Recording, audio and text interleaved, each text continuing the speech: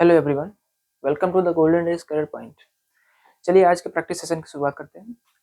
आज ये UP TGT और पीजीटी के लिए प्रैक्टिस सेट नंबर 2 है। ठीक है, इसमें जनरल ग्रामर के क्वेश्चंस हैं। ठीक है, तो अब देखिए ये जो क्वेश्चंस हैं ये सिर्फ टीजीटी पीजीटी के लिए ही इंपॉर्टेंट नहीं है, बाकी जैसे एसएससी हो गया, ठीक है, जैसे भी एग्जाम्स जिनमें जनरल ग्रामर के क्वेश्चंस पूछे जाते हैं उन सभी के लिए इंपॉर्टेंट क्वेश्चंस हैं ये।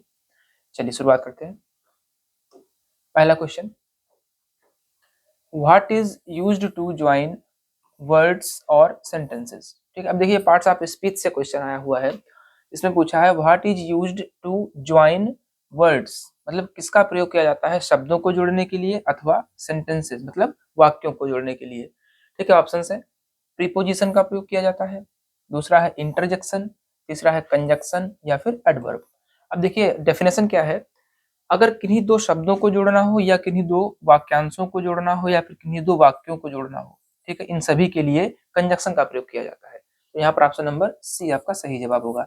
अब देखिए बाकी जो है जैसे प्रीपोजिशन का प्रयोग कहाँ पे करेंगे, इसका प्रयोग नाउन को जोड़ने के लिए किया जाता है, किसी भी नाउन को दूसरे शब्द के साथ जोड़ने के लिए। इंटरजेक्शन क्या होते हैं, ऐसे शब्द जिनके द्वारा कोई अकस्मात भावनाएं व्यक्त की जाती हैं। ठीक है, जैसे हर्ष हो गया, उल्लास हो गया, खुशी हो गई, दुख है, आश्चर्य है, आदि भावनाओं को व्यक्त करने वाले शब्द इंटरजेक्शन कहलाते हैं।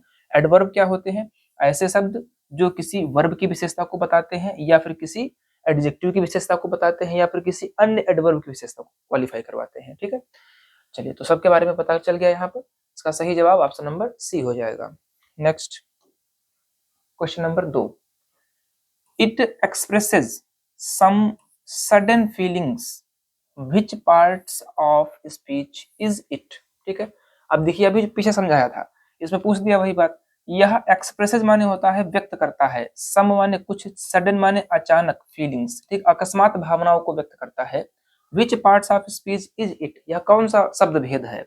ऑप्शन है नाउन है, प्रोनाउन है, एडजेक्टिव है या फिर इंटरजेक्शन है। ठीक है, अभी पीछे क्वेश्चन में हम लोगों ने देखा था ऐसे शब्द जिसके द्वारा किसी अकस्मात भावना को व्यक्त किया जाता है वो क्या कहलाते हैं, इंटरजेक्शन, मतलब विस्मय बोधक शब्द। ठीक है, चलिए नेक्स्ट क्वेश्चन नंबर 3। उससे पहले हम लोग देख लेते हैं बाकी के बारे में, तो पता ही है नाउन। ठीक, क्या होता है noun, noun is the name. ठीक है, एनी नेमिंग वर्ड। ठीक है, किसी भी प्लेस हो गया, पर्सन हो गया, थिंग, इमोशन, सबके नाम क्या कहलाते हैं, नाउन कहलाते हैं। प्रोनाउन के बारे में पता ही है, प्रोनाउन क्या होता है, नाउन के स्थान पर प्रयोग किए जाते हैं। और एडजेक्टिव क्या होते हैं, ये नाउन या प्रोनाउन को क्वालिफाई करवाते हैं। Next question number 3, A and the.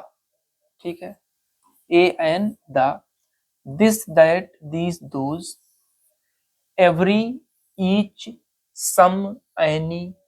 ठीक है, my, his, one, two, etcetera are the words which may be called.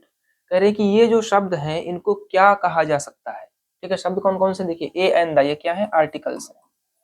ठीक है, आर्टिकल्स हो गए। दिस दैट दीज दोज ये क्या है, ये डेमोन्स्ट्रेटिव प्रोनाउन भी हो सकते हैं, डेमोन्स्ट्रेटिव एडजेक्टिव भी हो सकते हैं। ईच, एवरी, सम, एनी ये भी एडजेक्टिव है। ठीक है, कैसे है, एवरी, ईच डिस्ट्रीब्यूटिव हो गया। ठीक है, सम, एनी ये क्या हो गया, इंडेफिनिट हो गए। माई, हिज क्या हो गए, पजेसिव हो गए। वन, टू क्या हो गए, न्यूमरल हो गए। अब कह रहे हैं कि are the words which may be called, इनको क्या कहा जा सकता है, क्या ये जीरंड्स हैं। देखिए जीरंड्स क्या होते हैं, जब वर्ब की फर्स्ट फॉर्म में आईएनजी जोड़ दिया जाए और यह किसी सेंटेंस के लिए सब्जेक्ट या फिर ऑब्जेक्ट का कार्य करे तो वो कहलाता है जीरंड। तो जीरंड तो होगा नहीं। पार्टिसिपल क्या होते हैं, ये क्रिया का ही रूप होते हैं, साथ ही साथ एडजेक्टिव का भी कार्य करते हैं। ठीक है, पार्टिसिपल हो जाते हैं, 3 होते हैं, प्रेजेंट पार्टिसिपल, पास्ट पार्टिसिपल और परफेक्ट पार्टिसिपल। इसके बाद में डिटरमाइनर्स, इनका मतलब होता है निश्चायक शब्द। ठीक है, निश्चायक शब्द, किसी भी नाउन के बारे में कोई निश्चित जानकारी देने वाले शब्द। अब यहाँ पर देखेंगे a and the, this that these those, every, each, some, any, my, his, one, two. इनके आगे कहीं ना कहीं कोई नाउन हम लोग लिख सकते हैं। ठीक है, तो ये सभी डिटरमाइनर्स की कैटेगरी में आएंगे।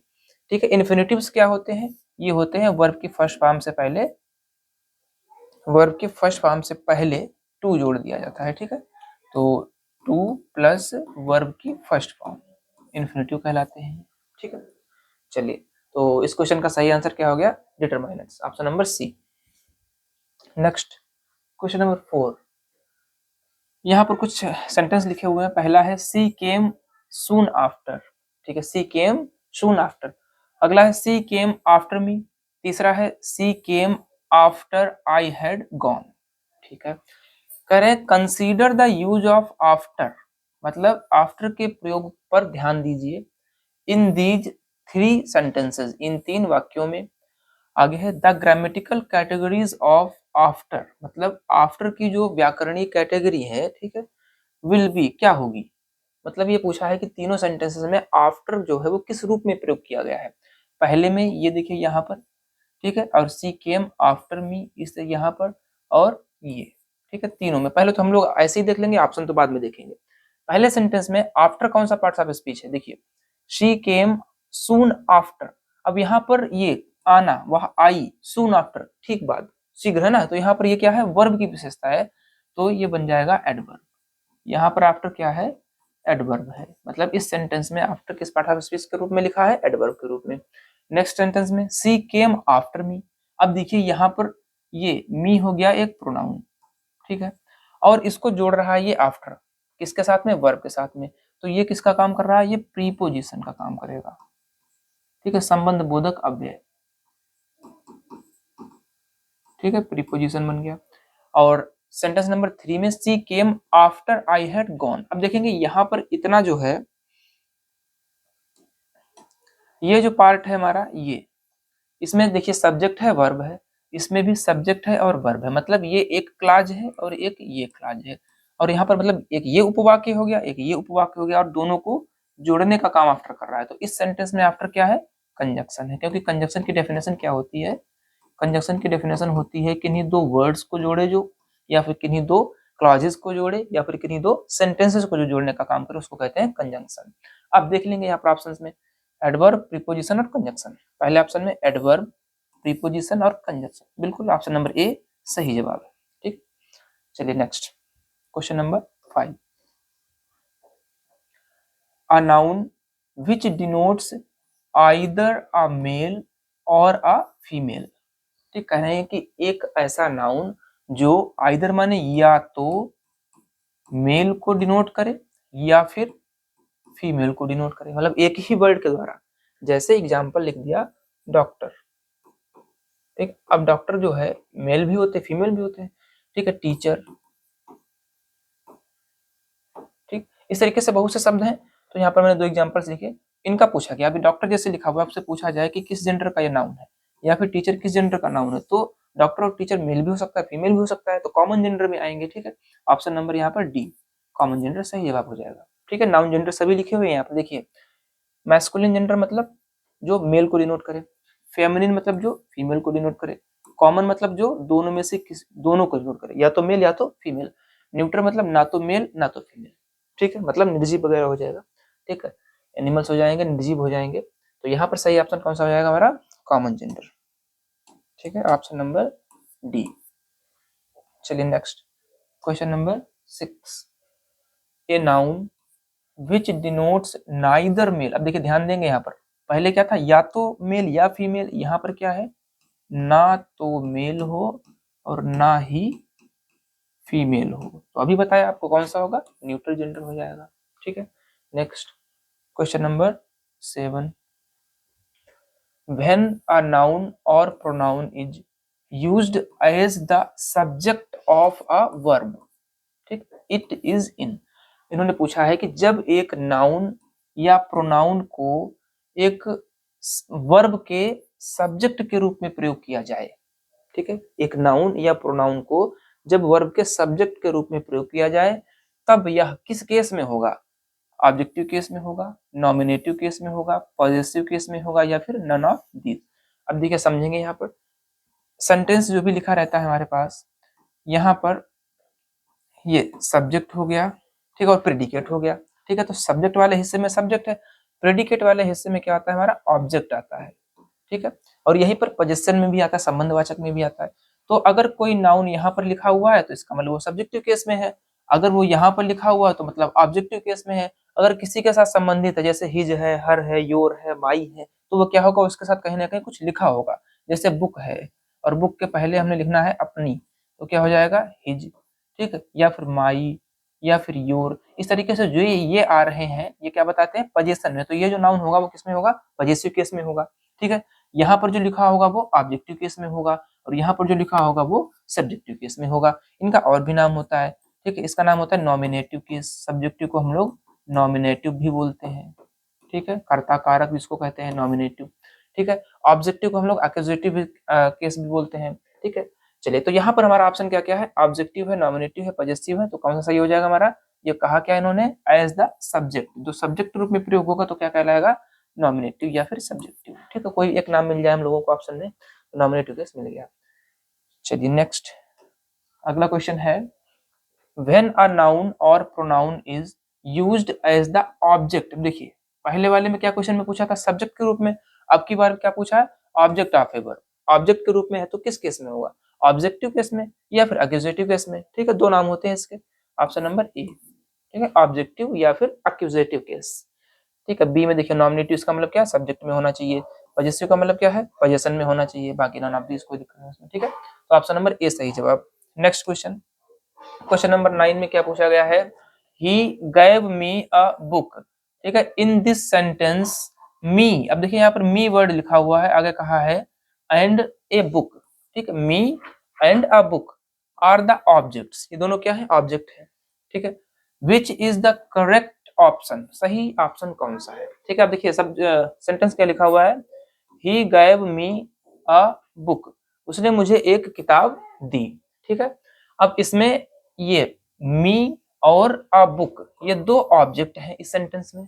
ठीक है, एक ऑब्जेक्ट क्या है, मी भी ऑब्जेक्टिव केस में है और बुक भी ऑब्जेक्टिव केस में है। ठीक है, अब इन्होंने कहा है कि विच इज द करेक्ट ऑप्शन। ठीक है, आप ऑप्शन पढ़ते हैं भाई। पहला ऑप्शन है me is an indirect object while a book is a direct object. मतलब मी एक इनडायरेक्ट ऑब्जेक्ट है जबकि ए बुक जो है वो डायरेक्ट ऑब्जेक्ट है। अब देखिए थोड़ा पहले से समझ लेंगे, यहाँ पर ऑब्जेक्ट जो होते हैं वो दो प्रकार के होते हैं। ऑब्जेक्ट जो है वो टू टाइप्स के होते हैं, एक होता है डायरेक्ट ऑब्जेक्ट, ठीक है, और एक होता है इनडायरेक्ट ऑब्जेक्ट। ठीक, अब देखिए ज्यादातर जो नॉन लिविंग्स होते हैं वो डायरेक्ट में आ जाते हैं। ठीक, और जो लिविंग्स होते हैं, लिविंग थिंग्स होती हैं वो इनडायरेक्ट में आती हैं। ठीक है, अब यहाँ पर देख लेंगे, पहले ऑप्शन में कहा गया है me is an indirect object. ठीक है भाई, आगे a book is a direct object, तो ये ऑप्शन सही है, ऑप्शन नंबर ए सही जवाब है। ठीक है, बी में क्या कहा है, me is a direct object, गलत लिख दिया उन्होंने। ठीक है, सी में क्या है, me is a possessive, possessive तो बिल्कुल भी नहीं है, पॉजेसिव में क्या आता है, माई आना चाहिए, हिज आना चाहिए, योर आना चाहिए, इस तरीके से। ठीक है, तो ऑप्शन नंबर ए इसका सही जवाब है। नेक्स्ट, अगला क्वेश्चन है, he is an intelligent boy. ठीक है, आगे लिखा हुआ है इंटेलिजेंट इज, तो एक सेंटेंस लिखा है he is an intelligent boy, और इस सेंटेंस में इंटेलिजेंट क्या है ये पूछा है इन्होंने। ऑप्शन है एडवर्ब ऑफ क्वालिटी है, देखिए एडवर्ब तो है ही नहीं, क्यों, क्योंकि इंटेलिजेंट किसके पहले आया हुआ है, बॉय, और बॉय क्या है, बॉय एक नाउन है। ठीक है, और नाउन को क्वालिफाई कराने वाला शब्द क्या कहलाता है, एडजेक्टिव कहलाता है। तो ये तो क्लियर हो गया कि इंटेलिजेंट एक एडजेक्टिव है। ठीक है, ऑप्शन में देखेंगे तो पहला गलत हो गया। अगला है नाउन ऑफ क्वालिटी, कुछ होता ही नहीं है ना। एडजेक्टिव ऑफ क्वालिटी बिल्कुल सही है, एडजेक्टिव है, कौन सा है, क्वालिटी है, गुणवाचक विशेषण है, लड़के का गुण बताया गया यहाँ पर। ठीक है, चलिए नेक्स्ट, क्वांटिटी का मतलब क्या होता है, मात्रा होता है। चलिए नेक्स्ट, प्रॉपर एडजेक्टिव्स ब्रैकेट में लिखा है जैसे Indian cinema are generally can be classed with. ठीक है, अब ये वर्ड लिख दिया उन्होंने इंडियन सिनेमा, कह रहे कि सामान्यता यह किस वर्ग में है। ऑप्शन है एडजेक्टिव्स ऑफ क्वांटिटी, अब देखिए मात्रा का तो यहाँ पर कोई मतलब नहीं है, इंडियन सिनेमा, सिनेमा एक नाउन हो गया और इंडियन क्या है, ये एडजेक्टिव है, किस प्रकार का एडजेक्टिव है, गुण बता रहा है ना, तो क्वांटिटी होगा नहीं, एडजेक्टिव ऑफ फ्रीक्वेंसी भी नहीं होगा, आवृत्ति से कोई मतलब नहीं, इसमें गिनती कहाँ बताई गई है। आगे एडजेक्टिव्स ऑफ क्वालिटी, बिल्कुल ऑप्शन नंबर सी सही जवाब हो जाएगा। नेक्स्ट, क्वेश्चन नंबर 12 में क्या पूछा गया है, आई हैव नो मनी। ठीक है, what kind of adjective is no. ठीक, अब देखिए ये जो वर्ड सेंटेंस लिखा हुआ है आई हैव नो मनी, यहाँ पर मनी के ठीक पहले जो ये नो आया हुआ है या एक एडजेक्टिव है। ठीक है, अब उन्होंने पूछा किस प्रकार का एडजेक्टिव है, ऑप्शन है एडजेक्टिव ऑफ फ्रीक्वेंसी, आवृत्ति से कोई मतलब नहीं। देखिए आवृत्ति का मतलब क्या होता है, जैसे वंस, ट्वाइस, थ्राइस, ठीक है, इस तरीके से वर्ड्स होते हैं उनको फ्रीक्वेंसी में रखते हैं। अगला है एडजेक्टिव ऑफ क्वालिटी, गुणवाचक। गुण में क्या है, जैसे इंटेलिजेंट, बैड, गुड, इस तरीके के जो एडजेक्टिव्स होते हैं वो क्वालिटी बताते हैं। सी में क्या है, एडजेक्टिव ऑफ क्वांटिटी, मतलब मात्रा, ठीक है। तो यहाँ पर जो ये लिखा हुआ है नो आगे मनी, मेरे पास कोई धन नहीं है, तो यहाँ पर मात्रा है, ठीक, adjective of quantity. Next question number 13, all men must die, ये सेंटेंस हो गया। यहाँ पर ऑल को पूछा है, ऑल क्या है, ठीक है। अब देखिए मेन, मेन तो एक नाउन हो गया, तो ऑल क्या है, एडजेक्टिव है, ठीक है। ऑल क्या है, एडजेक्टिव है। ऑप्शंस में दे रखा है एडजेक्टिव ऑफ, अब देखिए सभी में एडजेक्टिव दे रखा है, अब चुनना है हम लोगों को। एडजेक्टिव ऑफ क्वालिटी है, क्वालिटी तो यहाँ पर कुछ नहीं बताई गई है भाई, है ना। अगर यहाँ पर गुड, बैड, इंटेलिजेंट ऐसा कुछ लिखा रहता तो ये क्वालिटी हो जाता, हाँ बिल्कुल क्वालिटी हो जाता। अगले में क्या है, एडजेक्टिव ऑफ क्वांटिटी, मात्रा। अब देखिए यहाँ पर जो नाउन है मेन, ये कैसा नाउन है, ये काउंटेबल नाउन है ना। काउंटेबल, आदमियों को तो गिन सकते हैं ना, काउंटेबल नाउन है। अब काउंट करने के लिए हम लोग क्या यूज करते हैं, नंबर यूज करते हैं। तो इसके पहले जो भी एडजेक्टिव अगर गिनती के लिए आ रहा है तो क्या है, वो न्यूमरल एडजेक्टिव हो जाएगा। अगले ऑप्शन में दे रखा है एडजेक्टिव ऑफ नंबर, ठीक, ऑप्शन नंबर सी सही हो जाएगा। बी क्यों नहीं सही होगा, क्योंकि यहाँ पर क्वांटिटी दे रखा है, क्वांटिटी का मतलब होता है मात्रा, ठीक है। तो यहाँ पर तौलना मापना नहीं है, क्या करनी है, गिनती करनी है। आल का यहाँ पर मतलब क्या है, गिनती करने से है, इस वजह से एडजेक्टिव ऑफ नंबर सही हो जाएगा, ठीक है। नेक्स्ट अगले क्वेश्चन में पूछा है adjective of number is also known as, कह रहे हैं कि जो एडजेक्टिव ऑफ नंबर होता है, ठीक है, उससे और किस नाम से जानते हैं। पहला ऑप्शन है क्वालिटी एडजेक्टिव, क्वालिटी एडजेक्टिव नहीं होगा, है ना, नंबर है भाई, नंबर तो या तो न्यूमरल का है। अगला ऑप्शन क्या है, न्यूमरल एडजेक्टिव, बिल्कुल ये ऑप्शन सही हो जाएगा, ठीक। न्यूमरल एडजेक्टिव को हम लोग एडजेक्टिव ऑफ नंबर भी कहते हैं। नेक्स्ट लिखा हुआ है 1 2 3 एटसेट्रा आर कॉल्ड, ठीक है। 1 2 3 को क्या कहा जाता है, ऑर्डिनल्स कहा जाता है, कार्डिनल्स कहा जाता है, या फिर क्वालिटी ऑफ एडजेक्टिव्स कहा जाता है। अब देखिए थोड़ा सा यहाँ पर समझा दें आपको, एडजेक्टिव का एक टाइप होता है कौन सा, न्यूमरल एडजेक्टिव, ठीक है, न्यूमरल एडजेक्टिव अभी पिछले क्वेश्चन में आया था। इसी को बोलते हैं हम लोग एडजेक्टिव ऑफ नंबर, क्या बोल देते हैं इसको, एडजेक्टिव ऑफ नंबर, ठीक है। अब नंबर जो होते हैं वो दो प्रकार के हो जाते हैं, एक होते हैं कार्डिनल नंबर्स, ठीक है, कार्डिनल्स कह देते हैं इसको, या फिर कार्डिनल नंबर्स कह देते हैं। और दूसरा होता है ऑर्डिनल्स, ऑर्डिनल्स या फिर इसको ऑर्डिनल नंबर्स भी बोल देते हैं, ठीक है। अब कैसे कौन से होते हैं ये देखिए, कार्डिनल जो होते हैं वो गिनती के लिए होते हैं, काउंट करने के लिए, जैसे 1 2 3, ठीक है, ये सभी क्या है, ये कार्डिनल नंबर्स हैं। जबकि ऑर्डिनल मतलब क्या होता है, क्रम बताने के लिए, ऑर्डर बताने के लिए, और क्रम बताने के लिए यूज किए जाते हैं फर्स्ट, ठीक है, सेकेंड मतलब पहला, दूसरा, इस तरीके से ये क्या होते हैं, ये ऑर्डिनल्स होते हैं। अब क्वेश्चन पर वापस आते हैं, पूछा है 1 2 3 एटसेट्रा, ये सब किस प्रकार के एडजेक्टिव हैं, ऑर्डिनल्स हैं या फिर कार्डिनल्स हैं। ये देखिए यहाँ पर 1 2 3 लिखा हुआ है, तो कैसे होगा, ये कार्डिनल्स होगा, क्योंकि ये गिनती करने के लिए प्रयोग किए जा रहे हैं, ना कि क्रम बताने के लिए। चलिए next question number 16, first second third etcetera are called. अब देखिए अभी समझाया आपको, और वही क्वेश्चन में पूछ दिया उन्होंने, फर्स्ट सेकेंड थर्ड ये किस प्रकार के एडजेक्टिव हैं, किस प्रकार के न्यूमरल एडजेक्टिव्स हैं, ऑर्डिनल्स हैं या फिर कार्डिनल्स हैं। ये क्या बता रहे हैं, पहला दूसरा तीसरा क्रम बता रहे हैं, ठीक है। तो क्या हो जाएंगे, ऑर्डिनल्स हो जाएंगे, ठीक है, क्रम बताने वाले, ऑर्डर बताने वाले। Next whose pen is this, ये एक सेंटेंस लिखा हुआ है, हेयर यू हुज इज, यहाँ पर पूछा गया कि हुज क्या है। इस सेंटेंस में हुज कौन सा पार्ट्स ऑफ स्पीच है। पहला ऑप्शन है इंटरोगेटिव एडजेक्टिव एडवर्ब, दूसरा है इंटरोगेटिव प्रोनाउन, इंटरोगेटिव एडजेक्टिव। अब देखिए थोड़ा सा समझेंगे, यहाँ पर पेन जो लिखा हुआ है, पेन क्या है, नाउन है, ठीक है, नाउन है।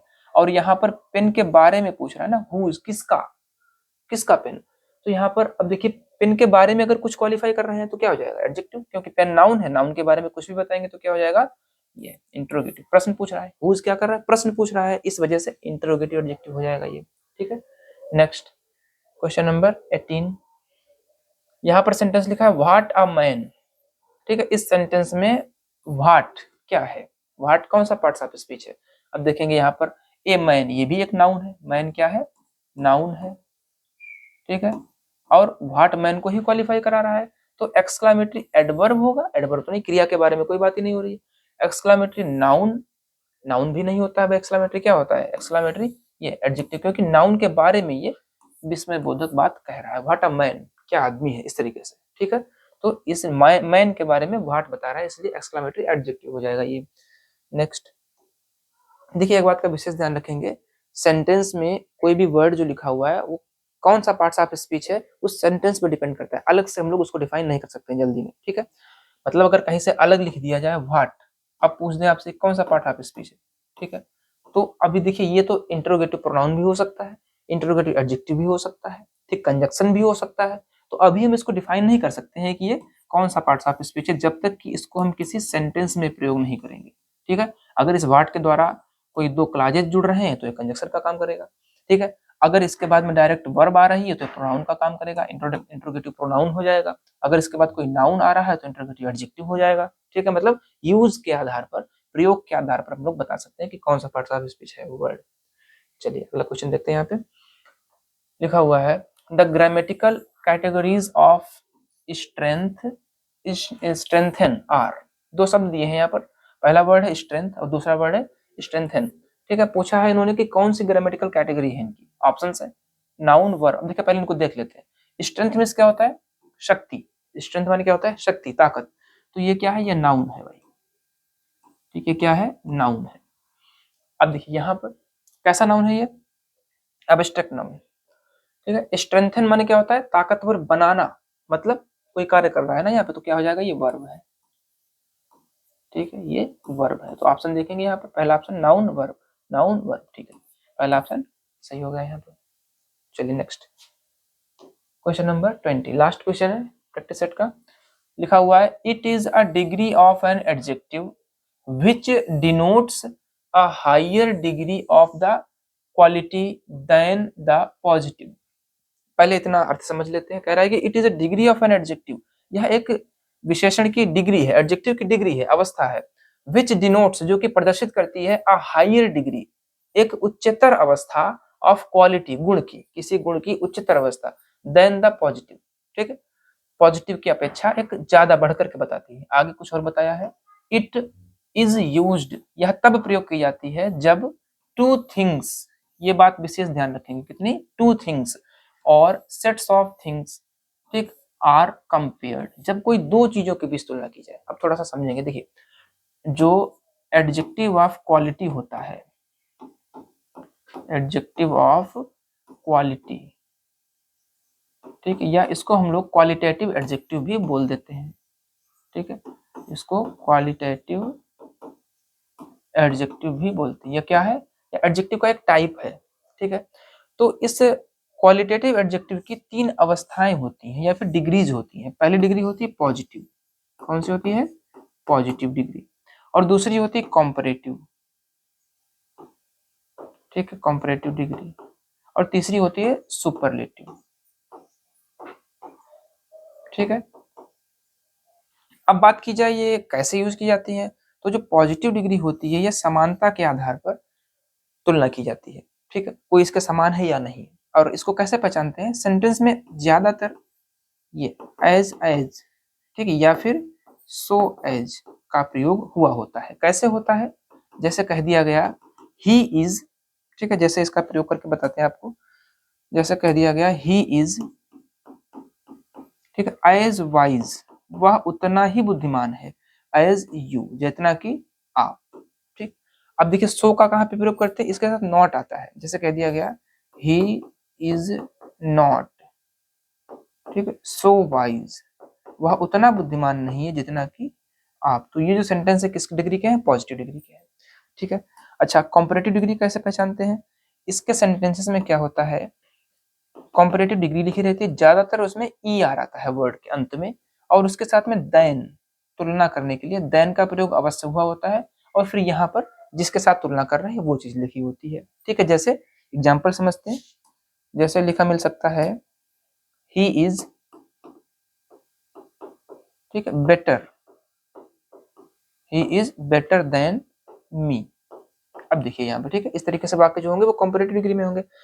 और एक बात का विशेष ध्यान रखेंगे, कंपैरेटिव डिग्री का प्रयोग हमेशा, ठीक है, सदैव सिर्फ दो के बीच तुलना के लिए किया जाता है, चाहे वो दो व्यक्ति हो, चाहे दो स्थान हो, चाहे दो वस्तुएं हो, ठीक है। दो के लिए तुलना के लिए क्या करेंगे हम लोग, कंपैरेटिव डिग्री का प्रयोग करते हैं। और जैसे ही दो से ज्यादा के बीच में किसी एक को अच्छा या बुरा, ठीक है, सबसे अच्छा या सबसे बुरा बताना हो, मतलब कुछ भी उसमें, कुल मिलाकर के दो से अधिक होने चाहिए, दो से अधिक होने चाहिए। अगर दो हैं तो क्या करेंगे, कंपैरेटिव डिग्री, दो से अधिक हैं तो सुपरलेटिव डिग्री। इसका स्ट्रक्चर क्या रहता है, सेंटेंस में ज्यादातर ईएसटी और इसके पहले आर्टिकल द का प्रयोग अवश्य होता है, ठीक है, ईएसटी और द, ये दो चीजें आती हैं, ठीक है, ये द आएगा और वर्ड लिखा होगा उसके अंत में ईएसटी, ठीक। इस तरीके से हम लोग डिग्री को पहचान सकते हैं। अब देखिए यहाँ पर उन्होंने क्या कहा है, इट, दूसरी लाइन से पढ़ लेते हैं, it is used when two things, जब क्या है, दो वस्तुएं या फिर sets of things are compared, तो कौन सी डिग्री हो जाएगी, कंपैरेटिव डिग्री, ठीक है। ऑप्शन नंबर बी बिल्कुल सही जवाब हो जाएगा इसका। तो इस तरीके से हम लोगों ने यहाँ पर पूरे 20 क्वेश्चंस को यहाँ पर देखा प्रैक्टिस सेट में। आने वाले प्रैक्टिस सेट्स में हम लोग ऐसे प्रैक्टिस करते रहेंगे। और ये जो क्वेश्चंस हैं जनरल ग्रामर के हैं, बिल्कुल बेसिक लेवल से स्टार्ट होकर के हायर लेवल तक हम लोग इनको पढ़ेंगे, देखेंगे, प्रैक्टिस करेंगे, ठीक है। तो तैयारी को बेहतर रूप से जारी रखिए, बने रहिए गोल्डन रेस करियर पॉइंट के साथ। Thank you.